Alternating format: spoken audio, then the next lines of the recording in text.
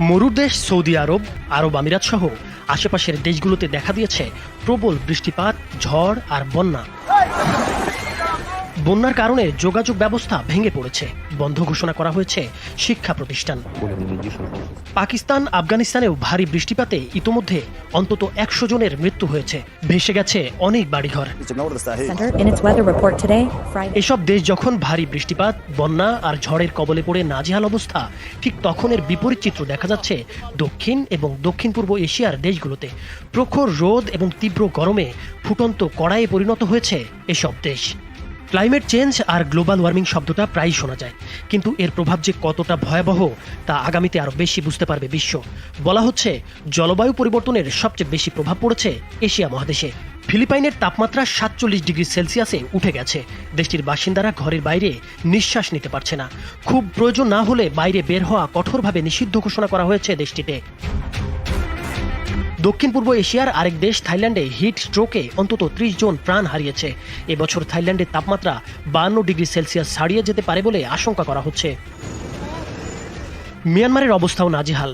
দেশটির তাপমাত্রা ৪৫ degree Celsius record করা হয়েছে। বন্ধ রাখা হয়েছে হাজার হাজার স্কুল। মিয়ানমারের চলমান যুদ্ধ পরিস্থিতির কারণে বিদ্যুৎ সরবরাহ নিশ্চিত করতে পারছে না মিয়ানমার সরকার, ফলে চরম দুর্ভোগে পড়েছে দেশটির বাসিন্দারা।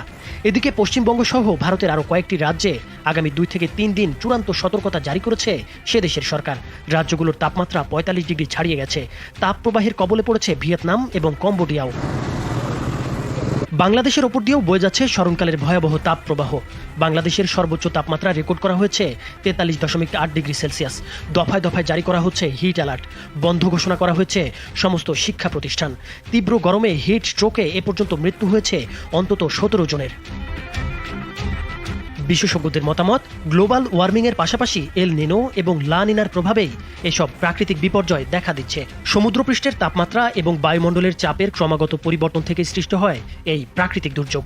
প্রশান্ত মহাসাগরের পানির তাপমাত্রার চক্রাকার পরিবর্তনের কারণে মূলত জলবায়ুতে এই ঘটনাটি ঘটে থাকে। এর কারণে পৃথিবীর তাপমাত্রা এবং বৃষ্টিপাত ব্যাপকভাবে প্রভাবিত হয়। তবে বিজ্ঞানীরা এখনও এল নিনো এবং লা নিনার রহস্য উদ্ঘাটনের চেষ্টা করে যাচ্ছে।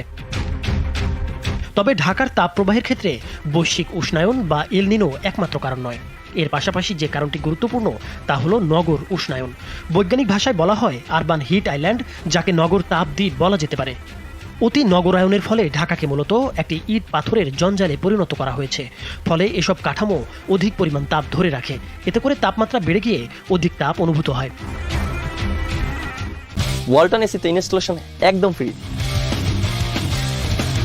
ঢাকার তাপমাত্রা বৃদ্ধির আরও একটি গুরুত্বপূর্ণ কারণ হলো শহরের কাঁচে ঘেরা বহুতল ভবন নির্মাণ। এতে করে কাঁচে সূর্যরশ্মি প্রতিফলিত হয়ে আরও বেশি তাপ তৈরি করে। আবার ভবনের ভেতরের গরম বাতাস যখন বাইরে ছাড়া হয় তখন বাইরের তাপমাত্রা আরও বেড়ে যায়। জলাভূমিও তাপমাত্রা কম থাকার ক্ষেত্রে ভূমিকা রাখে। ঢাকার জলাভূমি সব ভরাট, যেটুকু অবশিষ্ট আছে তাও দখল আর দূষণে মৃতপ্রায়। খোলা জায়গা বা খেলার মাঠ নাই বললেই চলে। এছাড়া শহরে ২০% স্থানে গাছ থাকার কথা থাকলেও ঢাকায় আছে মাত্র ২% স্থানে। বাসযোগ্য শহরের তালিকায় নিচের দিক থেকে ৭ম স্থানে আছে রাজধানী ঢাকা। ২০২২ সালের তালিকায় বিশ্বের ১৭২টি শহরের মধ্যে ১৬৬তম অবস্থানে আছে ঢাকা।